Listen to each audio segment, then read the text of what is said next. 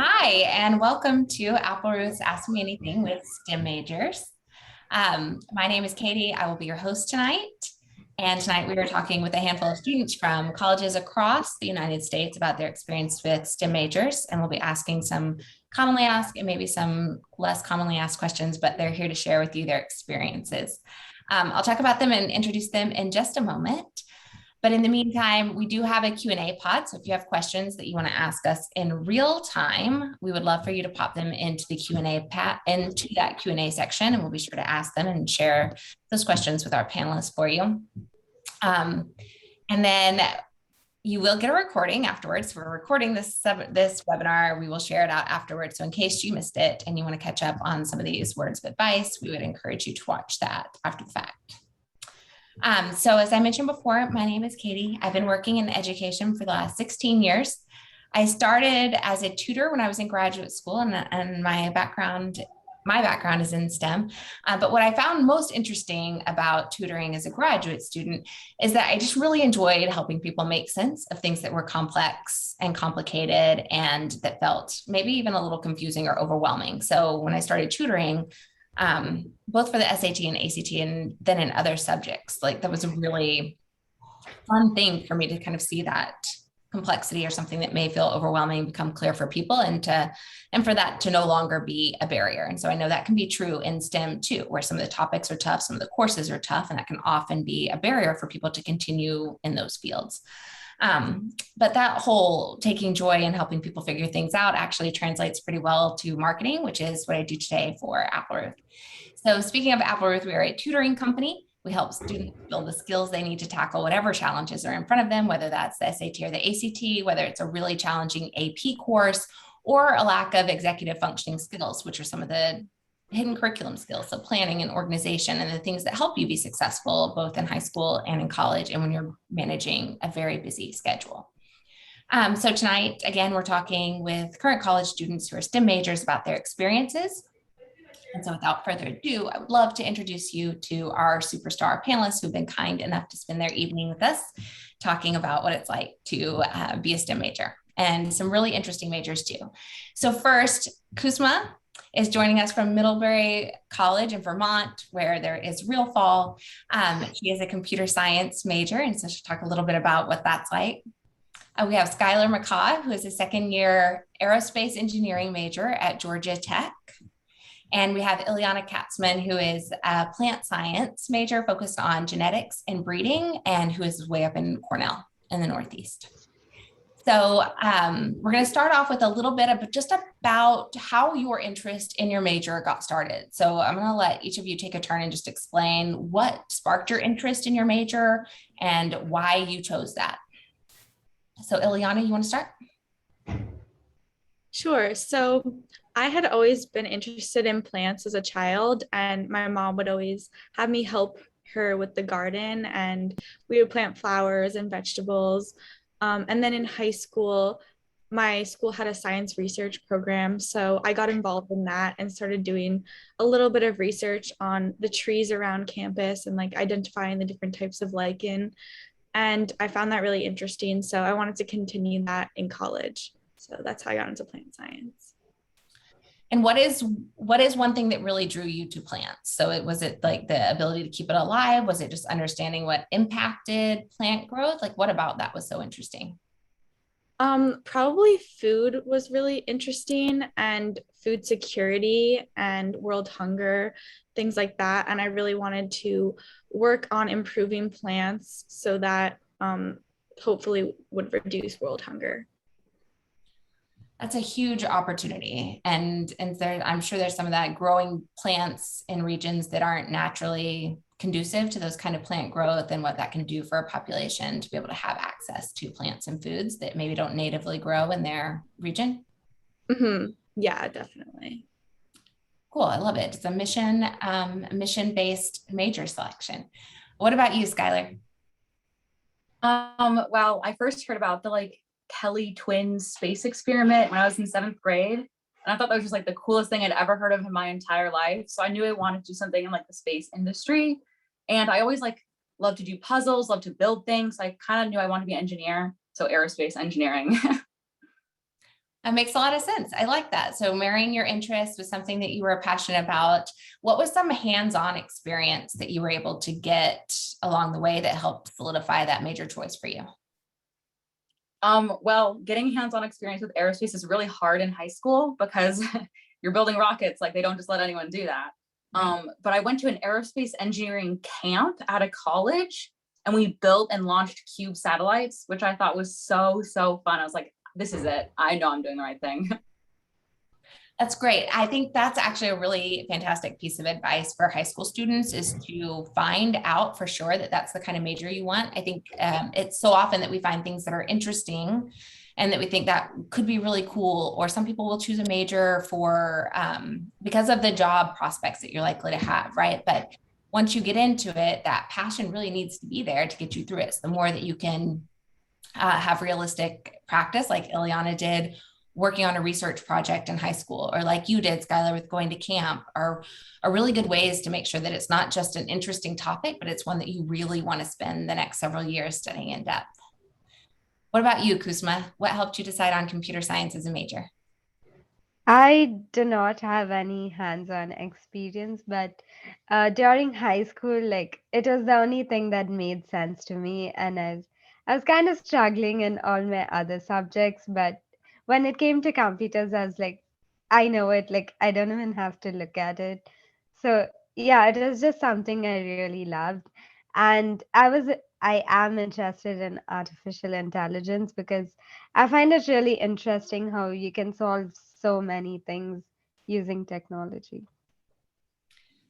Yeah, there's a lot of focus on AI. AI feels a little bit like a business buzzword right now, right? But there are so many implications from, and I guess from my job and what I think about when it comes to AI, it would be like chat bots that can respond quickly and understand and intuitive to understand what you might be asking for, things that help you search and find and filter for the right, like maybe products or other things that you could be shopping for, or from even just making suggestions based on, I mean, there's a lot of digital marketing that's driven by AI. So I find that really interesting. And I like that that was just the subject that you gravitated towards that felt the easiest and most natural for you to study. So let's talk about a few other things. We were talking about this just before we went live tonight, but let's talk a little bit about what that's like to be in your specific degree program. So Kusma, you're in computer science, which at your schools is about a 50-50 male-female mix. So it's interesting that the face of STEM is changing in some places more than others. So tell us a little bit about like who are some of the other students in your major? Like what kind of characteristics, what do you have in common with other computer science majors?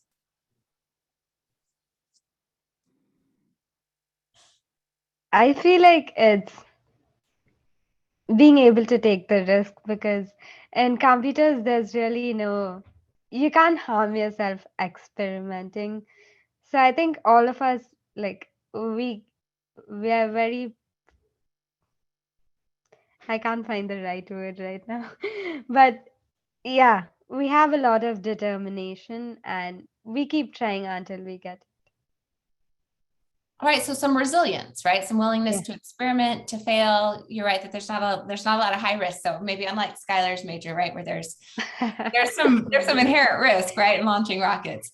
But there's a good opportunity to try and test and fail and learn that is that requires some persistence. That I think that's a good way to characterize maybe what's required there. So Skylar, tell us a little bit about your major. Engineering has been a traditionally male-dominated field of study, and that is still true for you at Georgia Tech. Is that right? Yes, definitely a lot more men than women. And so sorry, you can continue. I was just going to ask how you navigate that kind of environment and how have you found like your way forward in a community where you are in the minority? I'm kind of used to being around men, and like I knew that was going to be my situation coming in, and it doesn't really bother me at all. I'm friends with a lot of the guys in my major, so it's normal. I'm also part of the Women in Aerospace Engineering organization here, so I do have an opportunity to meet other women who are pursuing the same thing as me, which is nice. That is nice. That is nice. Have you been able to find any mentors along the way that have been helpful to you? Not really yet, because honestly, because school was online all of last year. So it's been hard to meet people like in person, but now that it's back in person, it's been much easier to meet other people. That's great. That does make a big difference. And one that I would like to talk about and how that's been. And so, Ileana, you were in school before the pandemic, and then the pandemic hit, and now you are coming out the other side of it. So, what changed the most for you in terms of navigating college, like, and even just from courseworks and labs and things that you would normally do? How did that change for you throughout that whole experience? So since my major is plant science, a lot of what is involved is hands-on work and like going to labs and going to fields and looking at plants in person. So with the pandemic, a lot of that had to be shifted to online. So a lot of labs were condensed, and like I missed out on a lot of different farm visits and stuff like that. So I would say for like hands-on majors, it was like a big shift. But now that things are back in person, so I had a bunch of in-person labs that involved field trips and stuff like that. And last year they were moved to online. So I ended up just not taking those classes and instead taking them this semester. So I have a bit of a heavier course load now because of that, but I'm really glad I did this because now I get to still experience like the in-person components. I think that's smart, right? To juggle your schedule around to be able to do that, because so much of understanding kind of your future job opportunities and the kinds of work that you would want to do depends on that very experiential ability to study and to do things in person and to visit and to be hands-on with your work. So Skylar, that means you started school in a pandemic and this is your first one coming out of it. So what was very different than you expected or wanted it to be as like a freshman going through college in that specific moment in time? It was honestly, I kind of liked having online classes in the beginning because you didn't have to wake up for your 8 a.m. like and then walk all the way there, because my campus is huge. So it takes like 40 minutes to walk end to end. So it was nice not having to wake up like way beforehand. But then I kind of realized, oh, I'm missing out on this component of like bonding with my peers and like forming study groups and all this stuff. And I really did miss out on that at the end. And so this semester, it's really nice because I am able to do that. I have study groups in all my classes and I'm able to like bond with the people who are studying the same thing as me. So it's really nice. That is nice. I like that you mentioned that. Let's talk a little bit more about support system and how you make connections on campus, where you go when you have when you need help. So Skylar, study groups that you can build on campus are an important part of that. But what else? What other campus resources do you utilize? And where do you go for help, whether that is help with coursework, whether that is help with studying, whatever that may be? I reach out to my advisor a lot because he's like the advisor for my specific major in my department. So he has a lot of the answers to the questions I have. So I ask him all about which classes I should take, like my whole course plan all the way up through my graduation and different internships I should apply for and like programs at the school. He always is really helpful and gets back to me with all those answers. That is great. A lot of professors and advisors are really underutilized and or always don't make it easy. But I will tell you in my own experience, both my parents were college professors. They love it for you to come talk to them and ask them questions. I say that generally. I don't know that that's 100% true across the board, but many do. I had a biochem professor one time who had an office way out away from campus. And part of what he studied was, I don't know if studied is the right word for it, but he would make, maybe this was just his passion project, but he would make violin strings out of sheep gut. And that was something that he did out in his lab. But you had to go all the way out to that lab and show interest. And so my study partner and I went out one time ahead of a big biochem exam, and he ended up telling us that the material as it was presented in the book was actually incorrect. And there was a completely different diagram that we should be using and studying for this test that we never would have known about had we not ventured out and made our way to his lab. That was a particularly odd situation, but generally speaking, to those office hours. And so really utilizing your school resources is an important thing to do. Val, thanks for joining us. So we're talking a little bit about like what support structures you utilize on campus, whether that is TAs, whether that is your professor's office hours, whether that's other kinds of study groups or things. So do you want to tell us a little bit about your experience so far and what types of resources you utilized on your campus? First of all, I'm really happy to be here. And yeah, so I'm like 1 week into classes. This is my second week. So far I haven't had any quizzes, anything. So like the only resources I've used so far are like my RAs and some seniors, as well as a graduate, like an alumni of Stanford. So yeah, so far those are the resources I'm using. I attended office hours, and that was really helpful. So yes, finding those mentorship moments on campus, or finding someone who has some experience on your campus and can point you in the right direction is an excellent resource. So we talked about this a little bit as a group over email before tonight's webinar, about some of the surprising things that maybe you weren't prepared for as a STEM major. So Ileana, you want to talk a little bit about what surprised you most as a science major? Sure. So probably the thing that surprised me most would be how long the labs are and how much work is involved in them. So normal classes are, at least at Cornell, normal classes are 2 times a week, 50 minutes, 2 to 3 times a week, 50 minutes long. And that's like 3 credits versus labs. It's 3 hours, 3-hour blocks at a time, and it's only 1 credit. So a lot more time is involved in labs. And for my major specifically, I have 2 to 3 labs a week each semester. So that's 6 to 9 hours of just being in lab. And then on top of that, there's lab reports, homework. So it adds up to a lot of time that's spent in lab, but it is nice to get hands-on experience. It is, right? Like it's fun and it's important, and it's good to be able to put what you're studying conceptually into practice in a laboratory environment. But the amount of time that you spend there, I think I also underestimated how much time you would spend for the amount of credits that you get associated with that lab. So the same was true for me. It was a 1-hour lab. It would take 3 to 4 hours in a week, just the lab time, not to mention lab reports and the rest of the homework around it. Kuzma, anything surprising to you about, like, what's been the most surprising thing for you so far? I know you're still early in the experience, but what has been most surprising? I don't think I have anything like super surprising, but like going off your previous question, like the only thing is like how many people are willing to help you, like if you ask for it.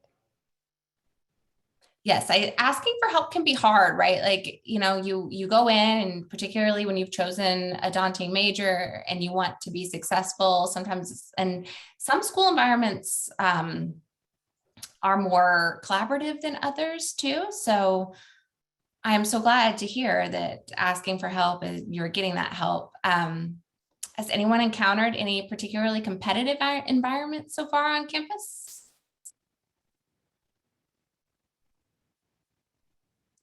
No? That's really good. I had a classmate one time who wouldn't share notes with me. Like I had to miss class. I think I was presenting a research paper from a summer project, and it was time to like go to the conference. So Ileana, I think like you had a poster session earlier today. So I missed class for this poster session, and I was like, well, surely someone, so I asked a student in my class if I could study her notes, and she told me no, like would not share her notes with me. And I was very taken aback because it wasn't like I didn't feel like this hyper competitive vibe, but then there it was. And all of a sudden she was like refused to share notes with me. So I'm so glad that was a little awkward asking someone to share notes with you. And then they're like, nope, can't have them. So it was a little stressful. So speaking of stress, like what else has been? So Val, you're very new to this, and so maybe the stress hasn't hit just yet. Ileana is a senior. Ileana, how do you deal with the stress? Like, is it stressful sometimes? And if so, how do you deal with some of that? It definitely is stressful sometimes. So at my school, we have prelim weeks, which are kind of like midterm exams. So we'll go like 3 or 4 weeks with no exams, just like homework and lab reports and assignments. And then all of a sudden we'll have a week of like every class has an exam. Our exams are at night too, which is kind of annoying. They're usually 7:30 to 9:30 p.m. So it just adds like a lot of extra time that you need to spend on campus and doing work and studying. So I would say definitely during exam weeks, things get really stressful. I know they do. Time management is really, really important. So Skylar, I see you nodding. What are some of the big time management lessons that you have learned through like in this time? I actually discovered this really cool study method that I do. It's called Pomodoro, which is where you study for 25 minutes and then you take a 5-minute break. You just like do it over and over again. And honestly, it is so useful because whenever I'm like, oh, I don't want to study anymore, it's like, it's just 10 more minutes. And then I have my break and then I'm like reinvigorated to keep going. It's an easy way to like also divide up the different work you're doing. So like I'll study math for 25 minutes and then I'll study science for 25 minutes. And I find it's like a great way to like manage my time. And then at the end of the day, I know exactly how long I studied for and like when I studied for. So I'm able to like see my study habits like recorded in front of me. That's really smart. So we have an academic guide that I've really enjoyed learning from here at Apple Earth that talks exactly about that is an optimal way for your brain to remember and recode and store information for easy retrieval. So it is so tempting to cram. So I am a natural procrastinator. I always have been, but when you have that many classes to juggle and that many labs to work in your schedule, you have to be really strong at time management, but ultimately your brain also works better that way. So studying in smaller, shorter chunks allows your brain to start to move those memories and that information from short-term memory into long-term storage, which makes it far easier to retrieve and utilize. So it's also nice, right? To be able to look at the clock and you're like, only have this line. It's not nice to be like 2 or 3 o'clock. Any of you that like late nights, like 2, 3 o'clock writing a paper and it's miserable and you just want to go to bed, but you can't. So yes, that is by far an optimal way to go about breaking up your time, but it does require some planning, right? Also good to switch up those subjects and to not spend 2 or 3 hours on any one subject, but to balance between it starts to light up different parts of your brain and make it more effective. Naveen, thanks for joining us. So Naveen, you want to tell us a little bit about yourself, where you go to school and what you're studying? Yes, sure. Thank you for hosting me. I'm Naveen. I currently attend Duke University and plan on majoring in computer science or economics. Maybe both, because I'm interested in both. And I love playing soccer. Yeah. Well, that sounds real well-rounded and a lot of good and varied interest. I think there's a lot that both of those types of studies can inform the other one. And who knows, maybe you're going to come up with some amazing solution that solves all the world's Hopefully, problems. yeah. Yeah. I like it. So let's talk to and so Naveen, are you also a freshman? I am, yes, I am.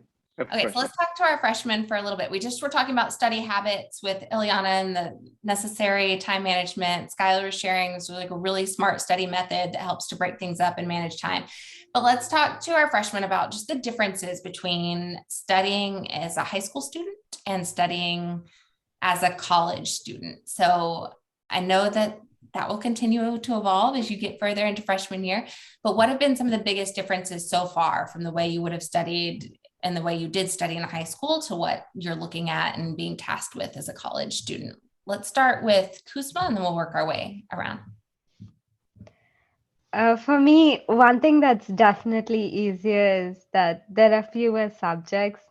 So you can focus more on the subject you like and like manage your time with subjects you don't like. And I'm a night person, so I kind of split my time only with like 3 hours in the night and I make sure I get my work done. So you should just know when you can work effectively and when you cannot. It's good and important to know when you're at your optimal for effective studying, because as I just told you, like for me, it was never morning. It was never going to be morning. My entire life had, that's not true. I abandoned them lately. I used to have really good intentions and I'd be like, I'll just get up. And that is never the right answer for me. Like I will never just get up in the morning and do it. Like the answer is always just to stay up and get it done, because morning me is not responsible and not nearly as responsible as nighttime me. So that was an important lesson that I did learn in college, and literally nothing has changed. So knowing when you are going to be most effective and when you are most likely to get your work done. Also, if you do find yourself telling yourself you're going to do something that you won't do, that is an important lesson to take away, that like, maybe this in fact is not going to work for me. What about you, Vel? What's been the biggest difference for you so far between studying in high school and studying in college? So I have two things to talk about. One is like scheduling, and one is just like how I used to study. So in high school, I used to like get away with like memorizing stuff, but then that just doesn't work in college, because in college you should understand what you're doing, and like especially when you're interested in what you're doing, memorization is not going to help. It's not going to work. So if you like what you're doing, just you'll know how to study for it. And the thing about scheduling, when you're in high school, most of your schedule is like set by your parents or your school. But then when you come to college, you'll figure out that you have fewer classes, but then and you have more time. But then it's like your job to assign time to study, and you'll see that free time just disappears if you start controlling it, and you should just get good at it faster. And just know that it's there.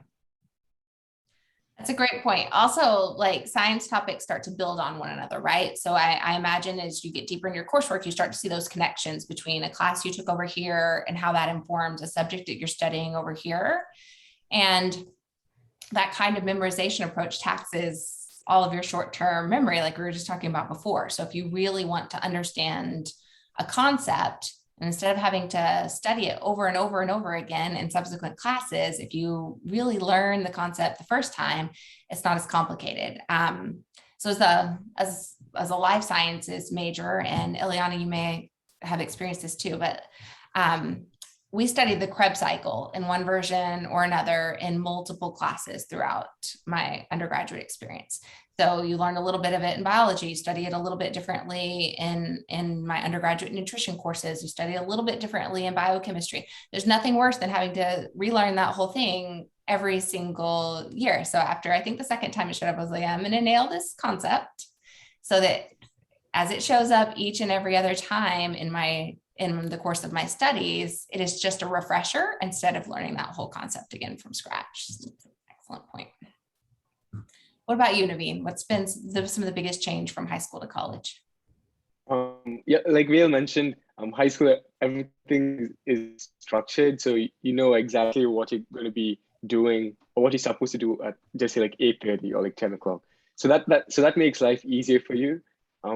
But in high school, yeah, a strategy I used was just study when you had to study and play, or like enjoy when you had to like play. And that kind of worked out because I wasn't always stressed and I had like time to study. Here in college, I guess it's different because firstly, you get to pick your classes, you get to pick your schedule, basically.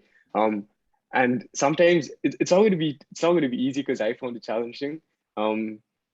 Because you have to get to classes, do your homework outside class, and you do have free time. It's not exactly free, but you have to be able to make good use of your time. And yeah, I just feel like if you don't like spend your time well, it's wasted. So like something I do here at school is I try like studying in the night because that's when campus is the most quiet, and I just go to the library. And I like working like in a stretch, so like just like 2 or 3 hours. And just like don't open your emails, just stay away from your notifications, your phone, because that's going to help. And yeah, I think, yeah, deep work is what matters here. in college. Yeah, teamwork is an interesting concept, and distractions are real. And that kind of like constant switching your focus is a real challenge that takes away from some things. So Ileana, as a senior, looking back at kind of your whole course, like and I'm sure as you're hearing things that Belle and Naveen and Kuzma were talking about, a little reminder of what it was like to be a freshman college student. So what is some of the advice you would have given your younger self starting out, whether related to your major or something else? I would probably say that I would have started studying for exams more in advance, because since we only have exams every 4 weeks, usually I would not do any studying for like the first 3 weeks, and then the last week before the exam, like I would have to study like so many hours and like be up really late.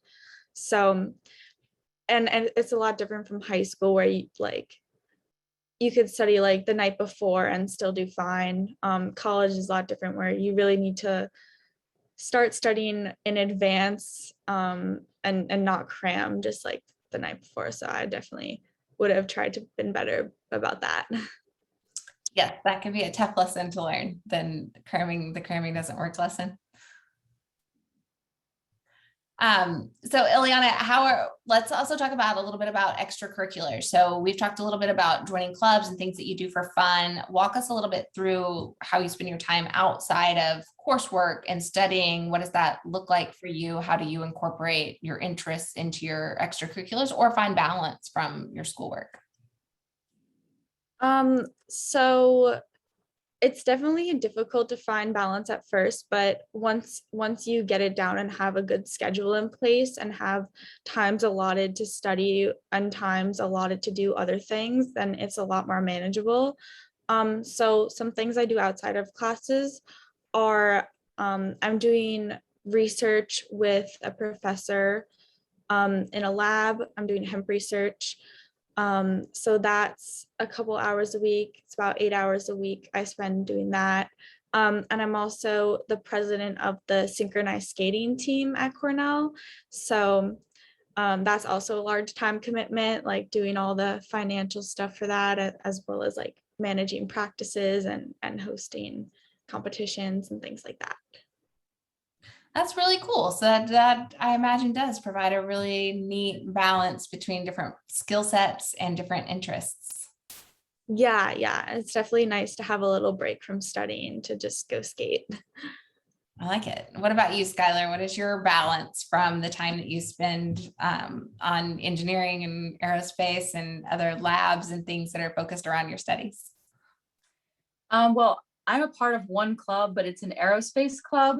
So I really just do aerospace like all the time. But we're building a rocket, a liquid fueled rocket that's going to go to space. So it's really like, it's cooler than all my classes. And honestly, I do it more than my classes. But it's kind of like I'm actually learning everything about building a rocket, not even in my classes yet. And so it's really, really interesting. And I I do it all the time. That's cool. How does that work? Like, is there a lab that you can go to whenever, or does your club meet? How do you? We have like a bunch of different teams that work on different stuff at any given time. And we usually test outside because a lot of the stuff we're doing is really, really dangerous. So if it explodes, we don't want to blow up a building. And we're dealing with like really high pressure, like 6,000 PSI. So we kind of have to do everything outside. But it's like a little bit off campus. So I just have to drive over there. But we also do like online meetings and different stuff like that. Okay, so kind of breaking up the work into some different chunks with different subgroups, and then you have a physical space where you can go and run some experiments and tests. Yeah, get some hands-on experience, which is really nice. Getting to like turn wrenches and build stuff. It's really fun. Cool. So how much of Georgia Tech's campus is devoted to creating those kinds of spaces for students to get practical hands-on experience? Honestly, a lot. There's tons of different places called maker spaces, and there's one like specifically for aerospace. It's called the Aero Maker Space, and it's just full of like 3D printers and laser cutters and everything, and you can just go in and make something. And they have a machine shop, and you can just like make a hammer from like scrap metal. Like it's all about getting hands-on experience. You just have to show up and they'll help you do anything. So there's a lot of opportunity for that. That's nice. That's awesome. And really fun. And Belle, you're a chemical engineering major, is that right? Yes, for now. For now. No. What is the backup option if that doesn't continue to be it? I'm not sure exactly, but now I'm doing like chemistry, maths, and Spanish. And next semester I'm going to try doing some econ and some CS. So Okay. I'll see how that goes. Have you gotten to do any hands-on like chemical engineering kind of stuff? Have you gotten into No. labs yet? I got into the lab, but it was just the intro lab session because I'm like 1 week into class. I had one lab class and it was the intro class. So Well, it should be quite fun. So my graduate degree is in chemistry. It was in organic chemistry, but still it was like the labs were some of the most fun things that we could do. Sometimes, I mean, organic chemistry was very smelly labs. So like that's not like almost a lot of my labs were quite smelly. So organic lab was very smelly. I took anatomy labs and those were real smelly, but fun. It was it makes a real difference when solving problems on paper and then turning that into actual like transforming substances in the lab is really pretty cool. And Skylar, I imagine the same thing of like designs on paper and then turning that into a real thing. And Ileana actually, For sure. yeah, working with those plants and seeing how those concepts play into action. Well, let's talk a little bit about, I think a lot of this hands-on experience leads to a natural question around what you're planning to do after graduation. So how your school has helped you figure that out and what kinds of experience in college are helping you understand the job you want to have. So Skylar, I feel like you touched on this a lot with the time that you've had building. I know that, second year, you still have quite a bit of ways to go, but how has the work that you've been doing, the hands-on work and the rocket work, help shape your thinking about what you want to do after graduation? Well, it definitely confirmed that arrows for me. I wish I could just do my club all day and not go to class. That would be the dream. And so like, I know that that's what I'm working towards, is like getting to the spot where like I get paid to do this. That would be so nice. I'm currently like looking for internships so I can get like the company experience to figure out which company I would like to go to. But being able to do this like actual industry related stuff now tells me that like this is the right area and I'm going in the right direction. That's good. It's important to have those signals. And so like Val, as you explore like every one of those things, right? Like if you're in a lab and it's miserable, I think like it's an important thing to know and understand. And for any student, not just a STEM major, but like what really makes you want to spend outside of class time on something, I think is really a good sign that you're in the right place. Ileana, what about you for like future graduation? How has your school experience helped either you understand what you want to do after graduation or help you get the kind of experience that you would need to have an idea of what you want to do after graduation? So I started freshman year by working in a plant transformation lab, and I did not like it at all. Like I did not have a good experience. I was paid to work there, but I still really didn't like it. So then I changed to a different lab that did more of like plant breeding stuff, and I had a really great experience there. So that made me realize that I wanted to like specifically go into breeding and genetics of plants. And I've had a couple of classes that were like career goals and things like that. So they've been really helpful for like letting me know the different career options that are available for plant genetics. So that's been really helpful. And it's made me realize that I would like to go to graduate school and do a PhD, and continue to do research. That's great. I think that's a really important understanding is whether research. So research is a great way to get hands-on experience. It's also can either be really enjoyable and you want to do more of that, or it can help you understand that like whether you have the patience, maybe patience is maybe not the right word, but the patience for lab work, right? Because it's a lot of recording, it's a lot of documenting, it's a lot of tracking, and it's a lot of like thoughtful planning and setting up of experiments, particularly in that kind of lab environment. I imagine, Ileana, so it is a good way to understand what kind of work you might want to do in addition to gaining solid experience. Yeah, definitely. It's good to know. Kusma, let's get to you. I know you'll have to leave us in a few minutes, but tell us, like, have you had a chance to explore your schools, what kind of support they provide to graduates of your major field of study? What kinds of jobs do other computer science majors at your school get into? Like, has there been anything that you found particularly interesting or exciting? We have like summer internships, and our school kind of helps us get in connection with some of the companies. So that was cool. Well, that'll be exciting. There'll be, I imagine, some fun projects that you'll get to work on as an intern. So I hope you get the chance to pursue some summer internships, because that's a really great way to explore. And then if it's outside of your normal, also to like see a new place or go to another place. So Yeah. if you have the chance to visit another university, or if you're, somewhere else for the summer, there's probably also a whole bunch of resources nearby where you can get involved and network. And you never know when you may run across that person again for a potential job opportunity.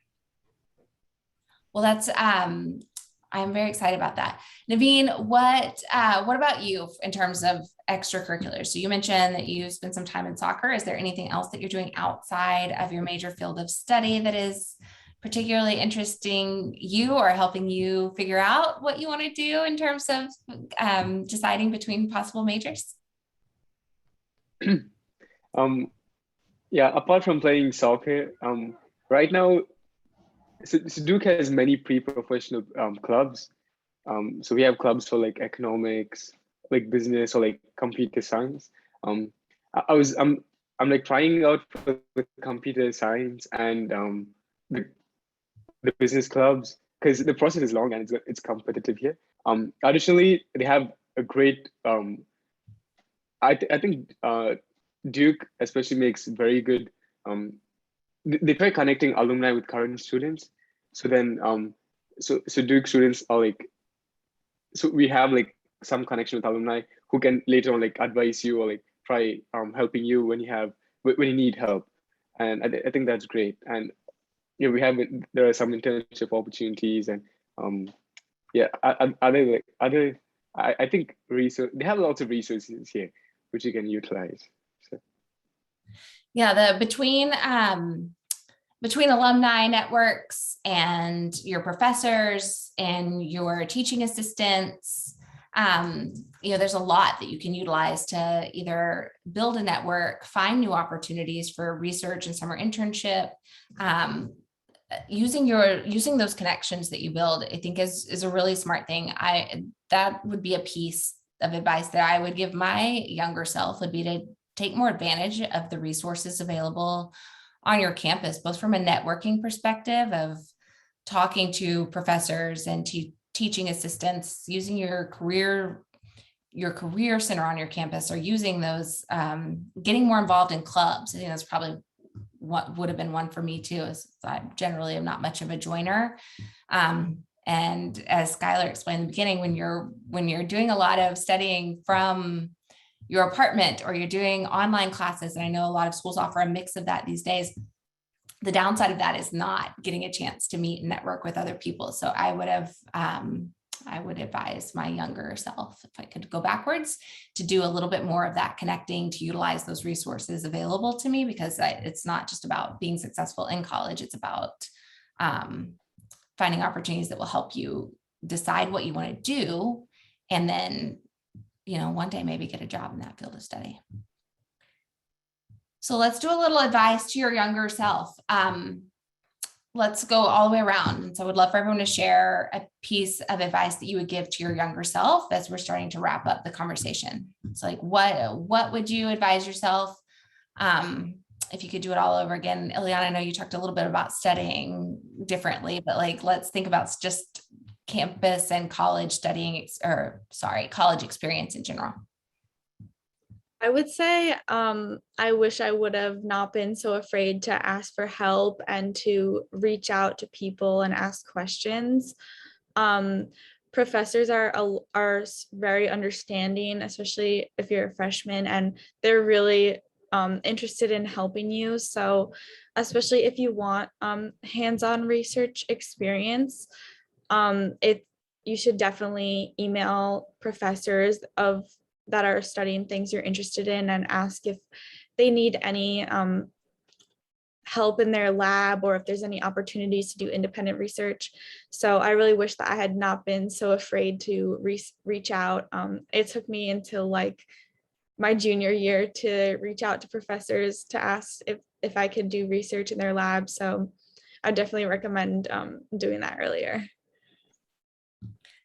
That's great advice. And so many professors have a full scope of what they're studying and researching online. So like through a lot of department websites, you can figure out who's researching what. Is that interesting to you, whatever is interesting to you to go and find out a little bit more about. But also in my experience, people doing research love to talk about their research. So there's a lot, like you can have some really great conversations as you ask people about what they're doing. And if there's a way for you to get involved, I know an extra pair of hands can be incredibly helpful in the lab. And then again, you're utilizing your network, you're building relationships, you're getting experience that will help you decide what you like, what you're good at, what you're not good at, and will help you forge that path forward. So that's excellent advice. Skylar, what about you? I guess I would say to just join things you find interesting, because I didn't join like anything my first semester freshman year, and I was just doing school all the time and I wasn't like satisfied that way. But then I started joining clubs and things in my second year, and I was able to like fulfill all the things I found interesting and like confirm that I knew I was doing the right thing. So I would just say get involved early. Like they want people to join their clubs. So They do. They really want people to join their clubs. If you have a club or student organization fair on your campus, those are usually early in the fall semester. Is a great way to go around and kind of sample what's available at your school. See if the people are cool and you want to join that group. A lot of groups will also just bring in some phenomenal guest speakers that will be good for understanding what kinds of jobs are available, how that works.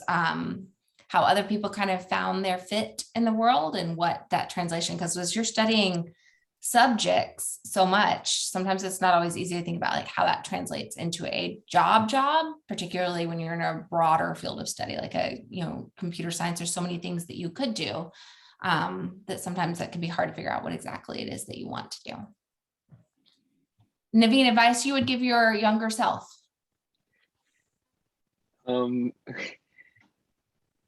I definitely I think time management is a big one. So like I'd say like try planning out how your week is going to look. Like try setting goals and actually accomplish them, because it's easy to set them, but what matters is actually accomplishing them. And yes, and yeah, just start studying for exams early on, so you're not like cramming in the end. And like, yeah, I think that would be it. Yeah, structure has come up quite a bit, and the need for structure, the need to have a plan, the need to be strategic about how you're going to do all the work that needs to get done, particularly between labs and outside of class commitments, and then the things that bring you joy, because it's important to have those too. Vel, what about you? What advice would you give your younger self? I definitely say ask for help. Because many people around you like are willing to help if you ask, like starting from your professors, your friends. There may be some people who don't want to help, but then that may just be because they have like their own commitments, or like their schedules don't match yours. So don't take that like negatively and not reach out to another person. So you can always ask other people, and just schedule yourself well so that you're not missing out on homework, or like just be planned for the class that's coming. So then, because that's something you don't do when you're in high school, you don't study for a class before the class. You study and you take notes during the class and you study afterwards. But in college, it actually helps because then you can you can play a better role in all your discussions in class and understand concepts better. So yeah, the being prepared for class is really an important thing, right? Like to try to learn while also discussing and answering smart questions, or sorry, asking smart questions is a lot. So utilizing those resources. So a lot of these themes center around really figuring out what you want to do and using your school resources as an opportunity to figure out what really is of interest to you, confirming that you chose the right major, confirming that you found kind of what you're passionate about, trying different things and figuring out what fits. A lot of structure for managing your time between all the different coursework and commitments, asking for help and just asking in general, getting involved, I think is really kind of the bigger picture message is get involved. There's a lot of schoolwork to be done, but there's also a lot of things that happen outside of studying that are important to be able to do. And then I think there's a be on the lookout for other skills, right? Transferable skills. So the things that you're learning right now, whether that's time management, whether that's like learning how to work in a lab, whether that's learning how to work with a team, whether that's learning like how to build things or create things, are all important skills that may seem related to your major, but that can easily translate to other parts of your life. So particularly as you get ready to graduate and look for a job. Anything else you want to share about just your experience as a STEM major that you think is either interesting, surprising, unexpected, or that you think someone else should know? I want to add that like whatever idea you come to college with doesn't have to be the same idea you leave with.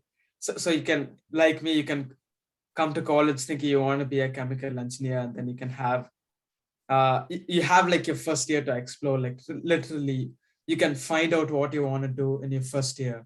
And that's what I'm doing. Like I thought I wanted to be a chemical engineer, but then now I don't think so. And your first year is like the only year it's like, I'd say it's like the only year you have free to do what you want, because second year onwards, the implications of doing classes that don't count towards your major would be like greater. But then the first year you can actually join many clubs, see what actually interests you, and then schedule your life and like your 3 years ahead of you from there. Because if you try to do it like in your third year or your fourth year, it's going to be very difficult. And yeah, it'll just be full of regrets. You'll wish you did it earlier. Just do it early. Yeah. It's all good advice. And sometimes our paths just take a little time to unfold, and that's okay too. There's enough pressure sometimes to have everything figured out when you're so young, and that's okay too. It will happen. So thanks to all of you for being here. Thank you for sharing your experience and sharing your stories and your suggestions. I wish you all the best with the rest of this year. I hope it's a really good year. I hope you have some really great experiences. I hope you learn some more things about yourself and your fields of study and the things that you want to do when you graduate. And again, thanks for joining us tonight. We appreciate it. Thank you. Thank you. Thank you. It was a pleasure to be here. Nice to have you. Thanks, everyone. We appreciate you sharing.